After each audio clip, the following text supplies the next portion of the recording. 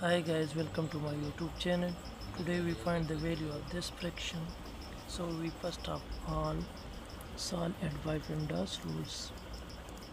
Parenthesis, exponent, multiplication and division, addition and subtraction.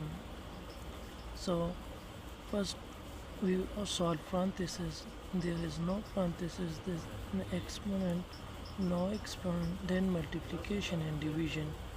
So if we have multiplication and division, so first we saw left to right, left to right, then we saw left 7 plus 18 divided by 6 give us 3 multiplied by 4 minus 5.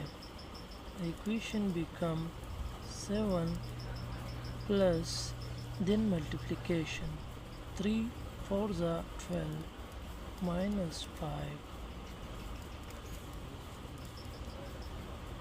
then we have addition and subtraction. So we solve it left to right. Addition 7 plus 12 give us 19 minus 5. 19 minus 5 give us 14.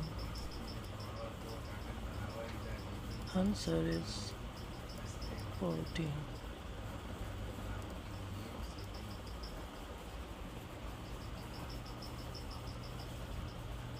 Lama-lama kasi aku.